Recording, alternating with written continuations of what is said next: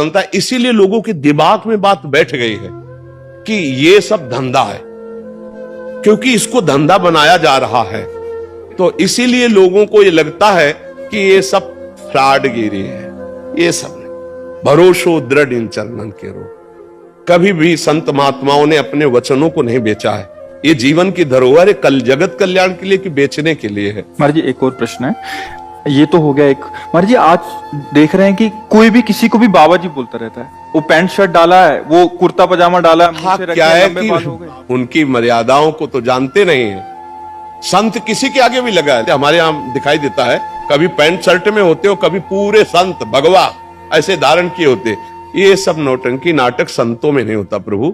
एक गुरु मर्यादा होती है। जो गुरु ने लंगोटी लगा दी, जो गुरु ने भेष दिया, वो आजीवन उसको निर्वाह किया जाता। संत उसमें लंगोटी धारण करेगा? अरे बिना लंगोटी का कौपीनवंता खलु भाग्यवंता, संत की स्थिति ऐसे। अच्छा, गृहस्थ में जो संत होते हैं वो अपनी मर्यादा से रहते हैं। पैजामा कुर्ता पहने, कंठी है, तिलक है, नाम जप है, वो अपनी मर्यादा से रहते हैं। तो जो मर्यादा आचार्य परंपरा से बनी उसका त्याग किए हुए जानते ही नहीं। एक हितधाम में लाल कपड़ा पहने हुए थे, तो उन्होंने प्रश्न किया। तो जब उन पर दृष्टि गई तो स्थिति कुछ थी नहीं। तो हमने कहा प्रश्न बहुत ऊंचाई कर रहे हो, कहां से संन्यास लिया है? बोले कैसे नहीं, अपने मन से पहन लिया। तो अब क्या होता है कि भेष बनाने में कोई ज्यादा देर तो लगती नहीं।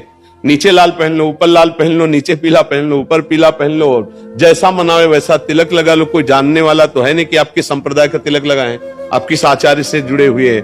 अब वो क्या, वो जो कार्य करेंगे वो संसारिक कार्य करेंगे और बेइज्जती होगी संतों की। ये देखो, ये अमुक बाबा, अब वो पैजामा कुर्ता पहने अमुक संत। यार संत किसके आगे लगता है? आचार्य परंपरा से जुड़े हुए, वैराग्य दीक्षा लिए हुए, उनके आगे संत लगता था। भाई ऐसे आचार्य शास्त्री या ऐसे पदों से हम सम्मानित सबको किया गया, लेकिन संत शब्द लगा है आचार्य परंपरा से जो संत हैं। बता देते हैं, जो शास्त्रीय भाषा में कहते हैं पुत्रैषणा, वित्तैषणा और लोकैषणा, और शाब्दिक भाषा में कहते हैं कंचन, कामिनी और कीर्ति।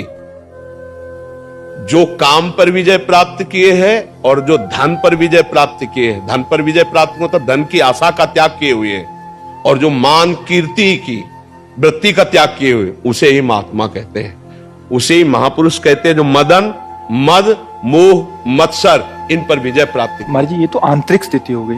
अभी हम जो संसार में सामान्य जीवन, आंतरिक स्थिति का ही बाहर प्रकाश होता है, यह बात समझ लो। घर में दीपक जलेगा तो खिड़की से बाहर से रोशनी पता चल जाएगी अंधेरा है कि प्रकाश है।